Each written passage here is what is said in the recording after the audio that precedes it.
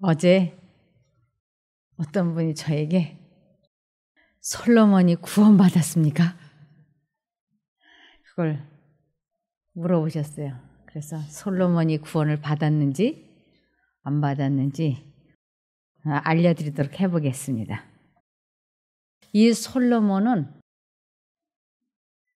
전에도 후에도 이와 같은 사람은 없을 거라고 하나님께서 예언하셨잖아요. 그래서 정말 솔로몬은 전에도 후에도 없을 만큼 아주 경제적으로도 부유했고 지혜면으로도 부유했고 그는 이 세상에서 해보지 않은 게 없다고 할 만큼 그는 이 세상에서 가질 수 있는 것은 다 가져본 그런 사람이었어요. 그런데 그가 왜 멸망의 문턱까지 갔었는지, 그가 너무너무 하나님께 많은 복을 받고 은총을 입었지만 그가 인생을 너무 오랫동안 잘못 살았습니다. 그래서 여기 솔로몬으로 하여금 방종을 하도록 만든 가장 근본적인 중요한 원인은 자기 희생의 정신을 지속적으로 배양하는 일에 실패한 까닭이다. 자기 희생의 정신을 지속적으로 배양하는 일에 실패한 까닭이라고. 처음에 초창기에는 이것이 잘 됐어요. 그래서 하나님께서 이 솔로몬을 얼마나 귀하게 높여주셨는지 모릅니다. 그런데 자기 희생의 정신, 이것은 자기를 부인하고 자기를 포기하는 이건데 이 사람이 이것을 도중에 그만두어 버린 것입니다. 그래서 우리가 지금 이곳에서 배우는 자기 희생의 정신, 자기를 부인하는 자아를 포기하는 이 방법을 배운다고 하는 것은 말로 다 할 수 없는 아주 값진 시간이고 값진 것입니다. 저도 때로 나 같은 사람에게 어떻게 이렇게 자기를 부인하는 방법을 알게 하시고 전하게 해주실까? 그것이 참 감사해요. 얼마나 이것이 귀중한 것인지 모릅니다. 그래서 솔로몬이 인생을 그르쳤던 그 이유가 자기 희생의 정신을 지속적으로 배양하는 데 실패했기 때문이라고 확실하게 나와 있습니다. 이곳에서 자기를 부인하는 십자가를 지는 자아를 포기하는 이것을 아침 저녁으로 들으면서도 이것을 생애에 적용하지 않고 실천하지 않는다고 하는 것은 너무 마음 아픈 일이라고 할 수 있습니다. 우리들이 천국에 입성할 수 있느냐 못하느냐가 바로 이 자기 희생의 정신을 지속적으로 배양을 하느냐 하지 않느냐에 달려있기 때문입니다. 솔로몬이 통치하던 기간에 주께서는 2번 칭찬과 권고의 기별을 가지고 그에게 나타나셨다. 그것은 기브온의 밤 계시 중에 나타나 지혜와 부와 명예를 약속하시고 아울러 겸손하고 순종하는 사람이 되도록 훈계하시던 때에 성전 헌단식 후에 나타나 한 번 더 그에게 충성하도록 권고하시던 때였다. 솔로몬에게 주신 훈계는 분명했고 그 약속들은 놀라웠다. 그러나 환경과 품성과 생활면에 있어서 그 명령에 주의하고 하늘의 기대에 응하기에 가장 적합해 보이던 그에 대하여 저가 여호와의 명령을 지키지 않았고 솔로몬이 마음을 돌이켜 이스라엘 하나님 여호와를 떠나고 여호와께서 일찍이 2번이나 저에게 나타나시고 이 일에 대하여 명하사 다른 신을 쫓지 말라 하셨다고 기록되어 있다. 그는 너무나 철저하게 배도했고 범죄로 인해 마음이 너무나 굳어졌으므로 거의 절망적인 것처럼 보였다. 솔로몬은 하나님과의 교제를 통해 얻는 기쁨에서 돌이켜 관능적 쾌락에서 만족을 찾았다. 네. 이 세상 사람이 두 부류의 사람으로 나뉘어져서 멸망을 할 것이라 그랬습니다. 이 두 부류라고 하는 것은 한쪽은 식욕으로 인해서 멸망을 받을 것이고 한쪽은 정욕으로 인해서 멸망을 받을 거라 그랬습니다. 그래서 우리들이 이까짓 것쯤이야 하고 대수롭지 않게 여기는 식욕이나 정욕 문제가 나중에 결정적으로 우리들의 발목을 잡을 수 있다고 하는 것을 알 수 있습니다. 그래서 솔로몬은 관능적 쾌락에서 만족을 찾기 위하여 그는 1000명의 아내를 두었던 것입니다. 100명도 많고 500명도 많은데 1000명을 아내를 둔 이런 사람은 참 이런 사람이 없지 않습니까? 그런데 그 관능적 쾌락에서 그는 만족을 결국 찾지 못했어요. 여기 솔로몬은 자신의 쓰라린 경험. 솔로몬은 자신의 쓰라린 경험으로 이 세상 사물에서 최대의 행복을 찾으려는 생애가 얼마나 헛된 것인지 배웠다. 그는 이교의 신들 앞에 제단을 쌓았으나 그들이 약속한 마음의 평안이 얼마나 헛된가를 배웠을 뿐이었다. 비관적이고 심령을 괴롭히는 생각들이 밤낮 없이 그를 괴롭혔다. 더 이상 그에게는 생활의 기쁨이나 마음의 평화가 없었고 미래는 절망으로 암담했다. 그러나 주께서는 솔로몬을 버리지 않으셨다. 책망의 기별과 엄한 형벌로서 왕으로 하여금 그의 행위의 악함을 깨닫게 하고자 하셨다. 네. 열왕기상 11장 9절에서 13절까지 보시겠습니다. 이와 같이 솔로몬의 마음이 주 이스라엘의 하나님을 떠났으므로 주님께서 솔로몬에게 진노하셨다. 주님께서는 2번씩이나 솔로몬에게 나타나셔서 다른 신들을 따라가지 말라고 당부하셨지만 솔로몬은 주님께서 하신 말씀에 순종하지 않았다. 그러므로 주님께서 솔로몬에게 이렇게 말씀하셨다. 내가 이러한 일을 하였고 내 언약과 내가 너에게 명령한 내 법규를 지키지 아니하였으니 내가 반드시 내게서 왕국을 떼어서 내 신하에게 주겠다. 다만 내가 사는 날 동안에는 내 아버지 다윗을 보아서 그렇게 하지 않겠지만 내 아들 때에 이르러서는 내가 이 나라를 갈라놓겠다. 그러나 이 나라를 갈라서 다 남에게 내주진 않고 나의 종 다윗과 내가 선택한 예루살렘을 생각해서 한 지파만은 내 아들에게 주겠다. 네, 12지파를 다스리는 솔로몬 왕에게 내 아들은 한 지파만을, 유다 지파만을 다스리게 되고 나머지는 너를 섬기지 않을 것이라고 하는 것을 예언해 주셨습니다. 여기에 이와 같이 솔로몬의 마음이 주 이스라엘의 하나님을 떠났으므로 주님께서 솔로몬에게 진노하셨다. 하나님께서 막 화를 내시고 그런 게 아니고 이 진노하다, 질투하다 이런 말씀을 하나님께서 주로 하셨는데 그것은 사람이 하나님을 버렸을 때 마음에 심한 고통을 느끼는 것을 그렇게 표현하십니다. 그래서 이제 사단은 이 이스라엘 민족 가운데에서 구세주가 태어날 것을 알고 있기 때문에 이 이스라엘 민족을 모두 멸망시켜가지고 구세주가 태어나지 못하게 하려고 언제나 호시탐탐 노렸습니다.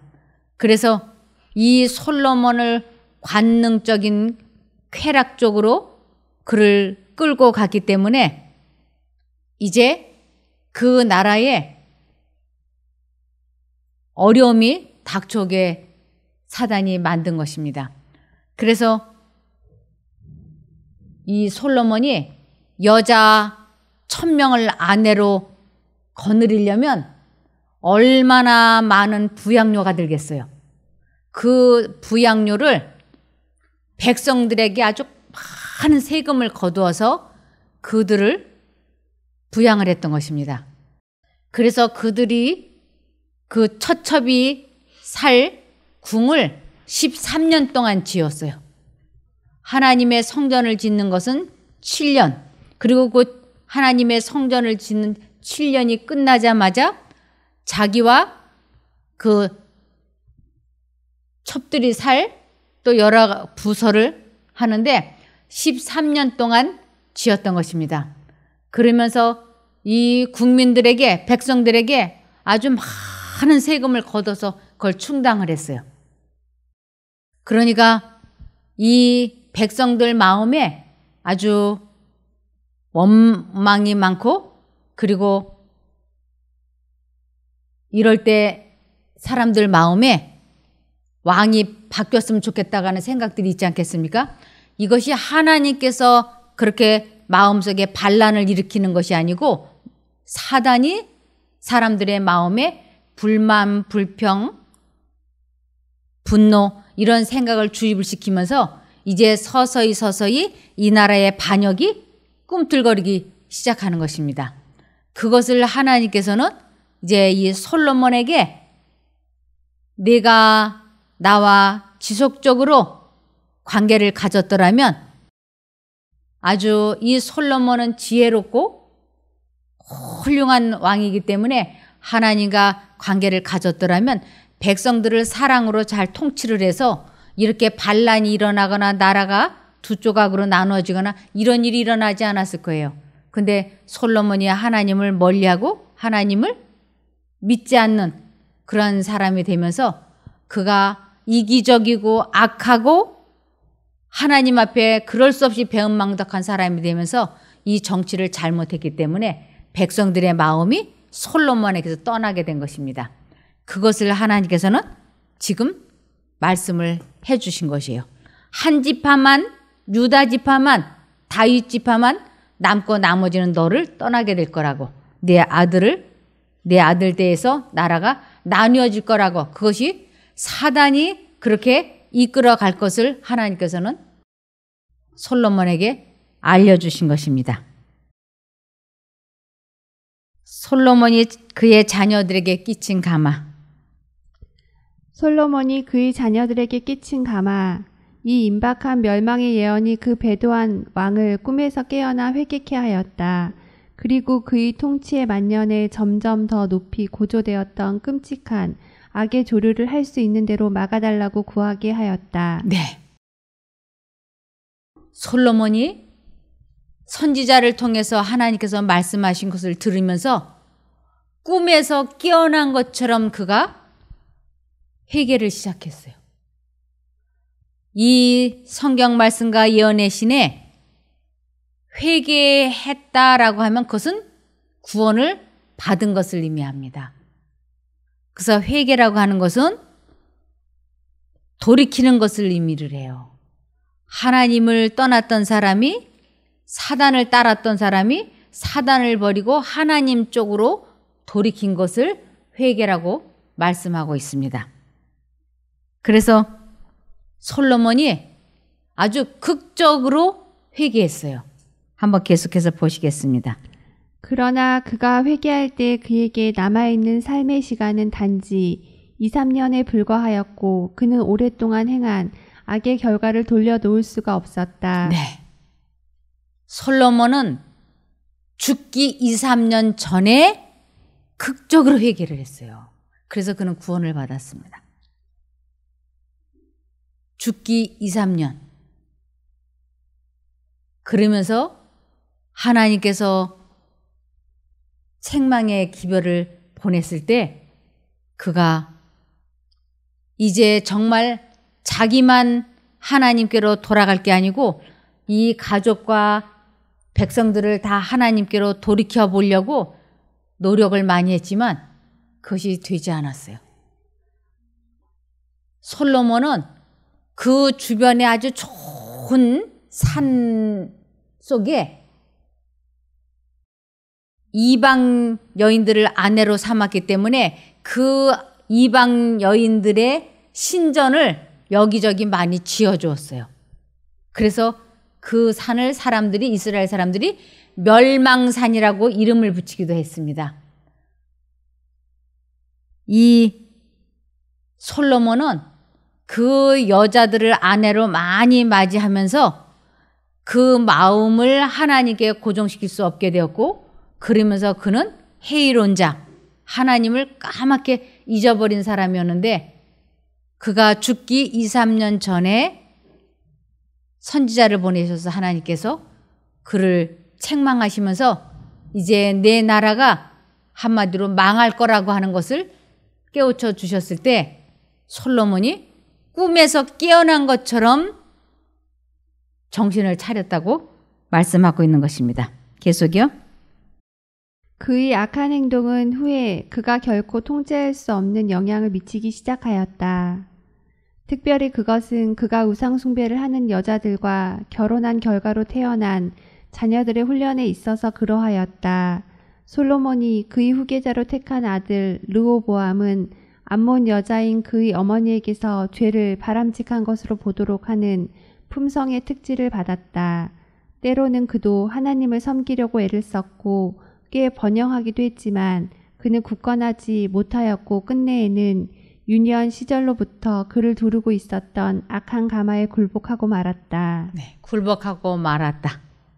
그는 회개하지 못하고 죽었기 때문에 르호보암은 멸망받은 것입니다. 여기 요한일서 2장 15절입니다. 여러분은 세상이나 세상에 속한 것들을 사랑하지 마십시오. 누구든지 세상을 사랑하면 그 사람에게는 하나님 아버지에 대한 사랑이 없습니다. 세상에 있는 모든 것, 곧 육신의 정욕과 눈의 욕심과 삶에 대한 자랑은 모두 아버지에게서 나온 것이 아니라 세상에서 나온 것입니다. 네. 이 세상 것에 너무 관심과 애정을 두지 말라고요. 그래서 솔로몬은 이 세상 것을 너무나 사랑했던 사람이에요. 그래서 그는 자기 하나 겨우 구원받았어요. 자기 자식들 아내 구원하지 못했습니다. 여기 모든 사람 중에 틀림없이 솔로몬이 가장 행복한 사람이라고 생각하고 솔로몬의 그 인기와 풍성한 영광을 부러워하는 사람들이 많다. 그러나 사람에게 보이려고 인공적으로 화려 찬란하게 꾸며 놓은 환경에 둘리어 있었기 때문에 모든 사람들의 선망의 대상이 된 그 사람이야말로 가장 불쌍히 여김을 받아야 할 사람이다. 그의 모습은 절망으로 어둡다. 모든 욕망의 방종과 그 이기적인 만족을 통하여 행복을 추구했던 헛되이 보낸 그의 삶을 그가 돌이켜 볼 때 그를 두르고 있었던 그 모든 영광은 고통과 고뇌에 가득 찬 그의 생각이 헛수고에 불과하였다. 네. 그래서 솔로몬이 지은 책에 이렇게 자기의 심정을 토로했습니다. 전도서 1장 1절입니다. 다윗의 아들 예루살렘 왕 전도자의 말씀이라. 전도자가 가로되 헛되고 헛되며 헛되고 헛되니 이 모든 것이 헛되도다. 사람이 해 아래서 수고하는 모든 수고가 자기에게 무엇이 유익한고. 네. 이것이 솔로몬이 인생을 다 살고 나서 한 말이에요. 우리들이 지나간 생애를 한번 각자 돌이켜보시면 아, 내가 50년 동안 삶을 살았는데 참 잘 살았다. 아니면 내가 30년을 살았는데 참 잘 살았다. 이런 생각들을 할 수 있어야지 되는데 대부분의 사람들이 살고 나서 뒤돌아보면 이 솔로몬과 별로 다르지 않게 고백들을 하는 것입니다. 그래서 전도서 3장 12절에 보면 사람이 사는 동안에 기뻐하며 선을 행하는 것보다 나은 것이 없는 줄을 내가 알았고. 네. 사람이 이 세상을 살면서 선을 행하는 것, 즉 자기 희생의 정신, 자기를 부인하는 정신으로 사는 것이 가장 훌륭하다고 하는 것을 알았던 것입니다. 그래서 이 솔로몬은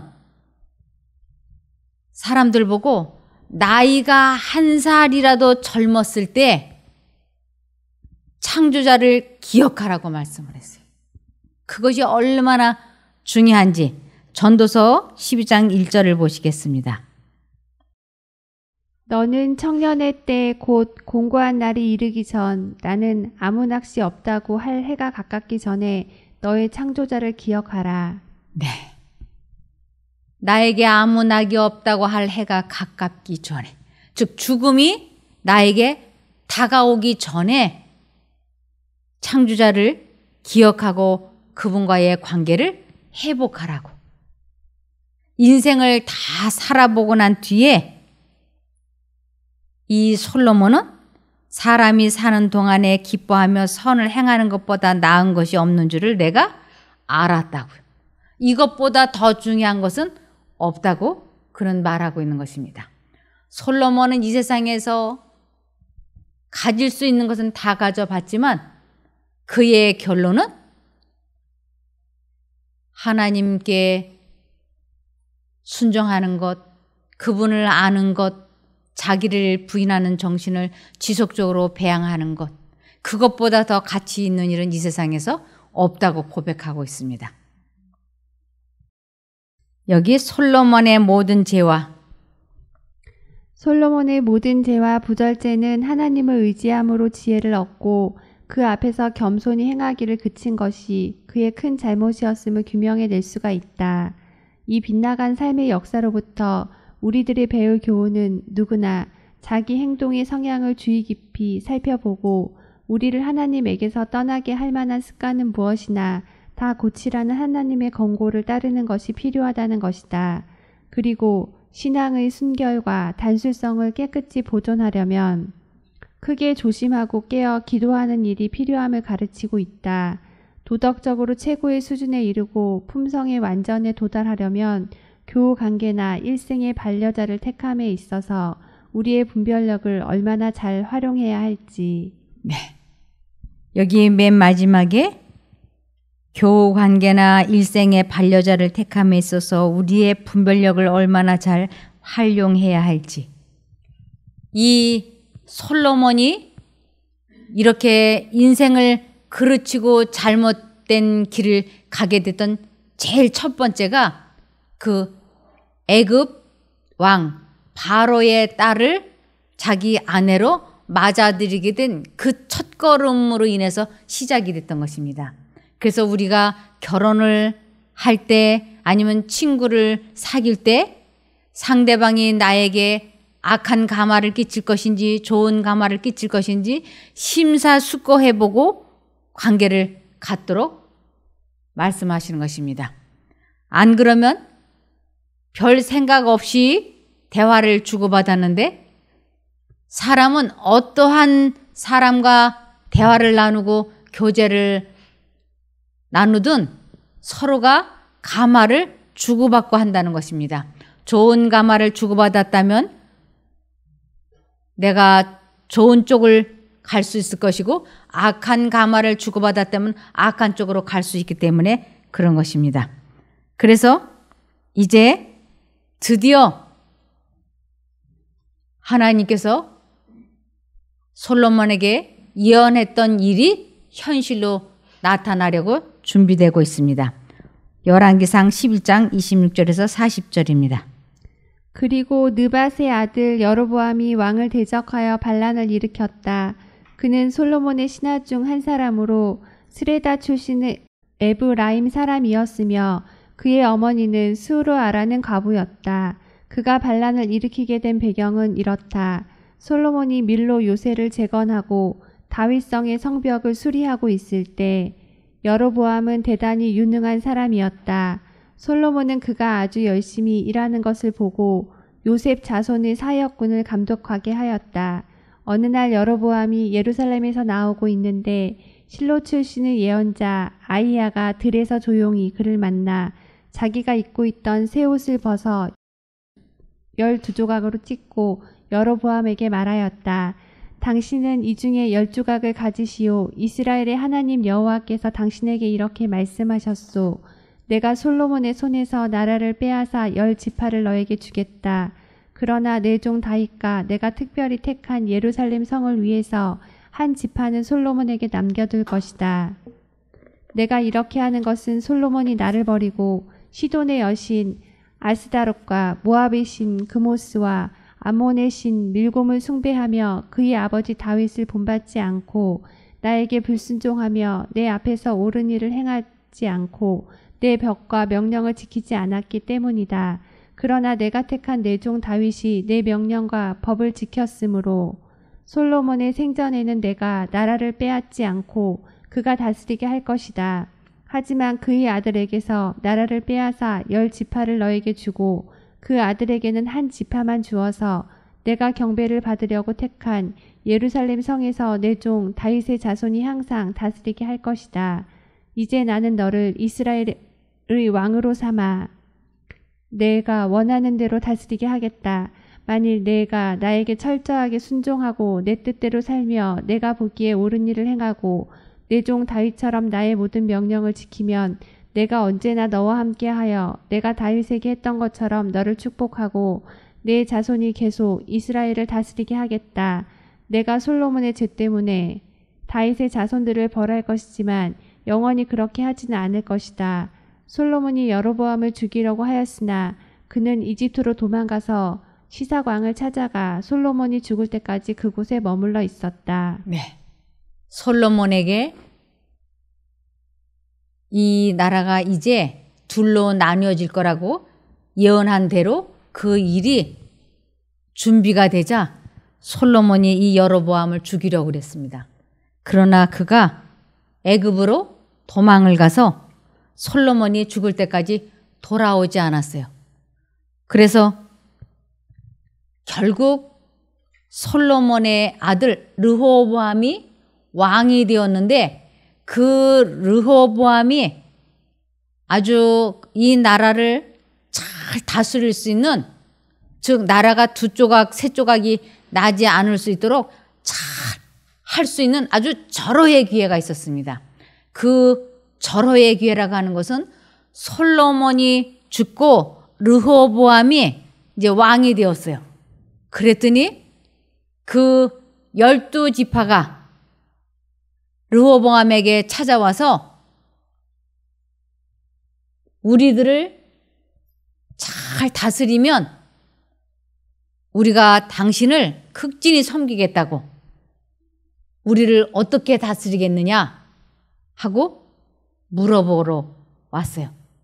그럴 때 이 르호보암이 하나님께 지혜를 구하고 하나님께 여쭤봤더라면 좋았을 텐데, 이 르호보암이 자기 친구들에게 물어봤어요. 아버지의 친구들에게 물어보니까 아버지의 친구들이 이 백성을 사랑으로 잘 다스리라고, 그러면 이 백성이 당신의 종이 되어서 당신을 잘 떠받들 거라고, 그래서 아주 세금도 적게 하고 백성들을 위해서 사랑으로 다스리라고 이 아버지의 친구들, 아버지의 신하들이 이렇게 르호보암 왕에게 조언을 했어요. 그런데 이 르호보암이 하나님께 여쭤보고 이 아버지의 친구들에게 들은 대로 했더라면 이 나라가 아주 견고하게 잘 되고, 그리고 르호보암은 별탈 없이 왕위를 지속적으로 가질 수 있었을 거예요. 근데 르호보암이 하나님의 사람이 아니었어요. 하나님의 사람의 특징은 언제나 무슨 일이 있으면 하나님께 여쭤보는 것이 특징입니다. 그래서 르호보암은 하나님께 여쭤보지 아니하고 자기의 같은 또래 동년배들에게 물어보았어요. 어떻게 하는 것이 이 나라를 잘 다스리고 좋겠느냐? 그랬더니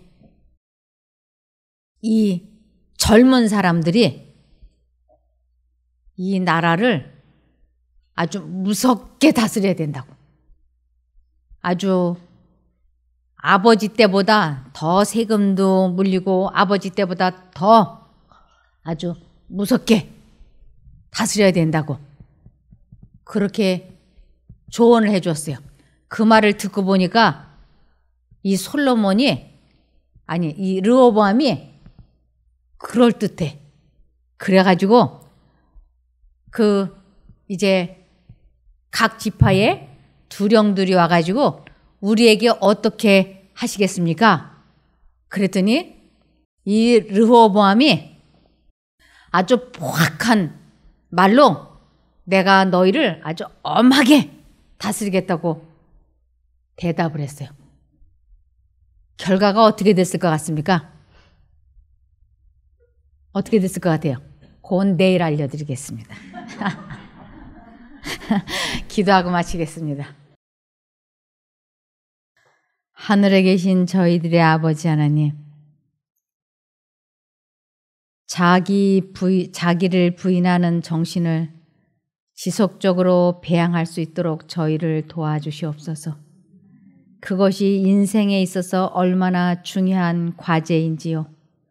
저희가 그러한 것을 이곳에서 배워서 삶에 잘 적용하고 실천하면서 자신의 구원을 이루어갈 수 있게 도와주시옵소서. 하나님께서 매 순간마다 저희가 곁길로 가지 못하도록 깨우쳐 주시고 말씀을 읽을 때는 깊이 있게 깨닫게 하시고 집중할 수 있도록 도와주시옵소서. 이곳에 있는 시간들이 허지로 돌아가지 않게 축복하여 주시기를 예수님 이름으로 기도드리옵나이다. 아멘.